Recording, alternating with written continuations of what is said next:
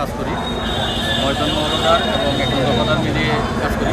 তো আমাদের 2011 সালে সরকারি গ্যাজেট আছে, তো আমাদের গ্যাজেট মোতাবেক বেতন দেওয়া হয়। বর্তমান সরকার পে কমিশন গঠন করেছে বর্তমান বাজার মূল্যের সাথে সামঞ্জস্য রেখে বেতন নির্ধারণ করার জন্য। তখন আমরা পে কমিশনের সাথে যোগাযোগ করি যে আমাদের বেতন 7,500 টাকা মাত্র, এই বেতন দিয়ে আমরা কীভাবে বর্তমানে চলি, আমরা চলতে পারতেছি না। এই ব্যাপারে আমরা পে কমিশনের সাথে যোগাযোগ করলে পে কমিশন আজকের তারিখে আমাদেরকে তাদের সাথে একটি মিটিংয়ের ব্যবস্থা করেন বাংলাদেশ সচিবালয়ে।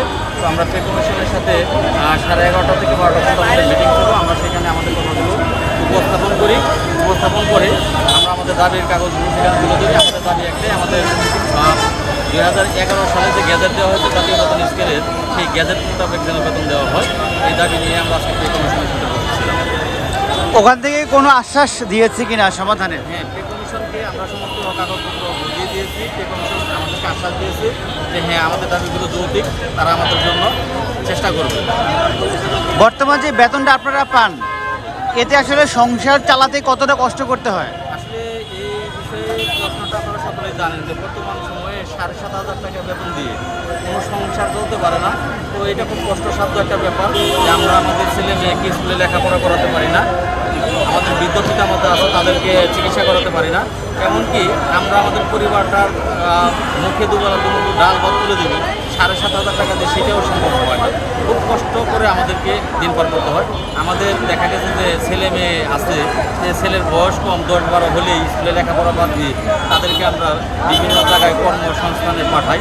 আমাদের চলতে আসলে খুব কষ্ট হয়। আমরা চাচ্ছি যে আমাদের জাতীয় বেতন স্কেল 2025 যে পে কমিশন গঠন করা হয়েছে, এই পে কমিশনের মাধ্যমে আমাদের জাতীয় বেতন স্কেল নির্ধারণ করা হবে এবং 2011 গ্যাজেট মোতাবেক আমাদের বেতন দেওয়া হবে এবং আমরা আজকে মিটিংয়ের মাধ্যমে আশাবাদী। আপনাদের এই যে বেতন কাঠামোটা সর্বশেষ কবে উন্নতি হয়েছিল? সর্বশেষ আমরা বর্তমানে 2015 গ্যাজেট মোতাবেক বেতন কাঠামো অনুযায়ী আমাদের পরিচালিত আমরা হচ্ছি। আর এই অর্থ বছরে আমাদের 6,500 টাকা বেতন থেকে 1,000 টাকা বেতন বাড়ানো হয়েছে। এটা এই বর্তমান অর্থ বছরে বাড়ানো হয়েছে, যা আসলে বর্তমান বাজারের সাথে সামঞ্জস্য রেখে করা হয়নি। যেই কারণে আমরা এইটা মেনে নিতে পারতেছি না যে আমরা এই 7,500 টাকায় আমাদের সংসার চলে না।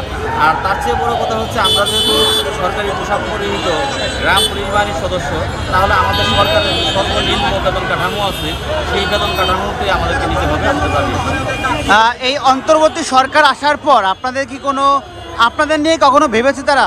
হ্যাঁ, অবশ্যই আমি অন্তর্বর্তীকালীন সরকারকে অসংখ্য ধন্যবাদ জানাবো। অন্তর্বর্তীকালীন সরকারের মাধ্যমে আমাদের এই অর্থ বছরে 1,000 টাকা বেতন বৃদ্ধি করা হয়েছে, কিন্তু আসলে তুলনামূলকভাবে সেই বেতনটা দিয়েও আমরা চলতে পারবো না।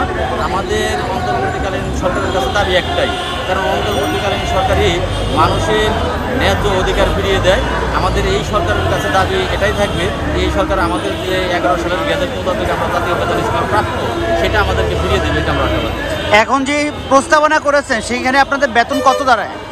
এখন যে প্রস্তাবনা আসছে সেখানে সেই বেতন কাঠামো যেটা বেতন কাঠামো বর্তমানে নির্ধারণ করা হচ্ছে সর্বনিম্ন 25,000 টাকা।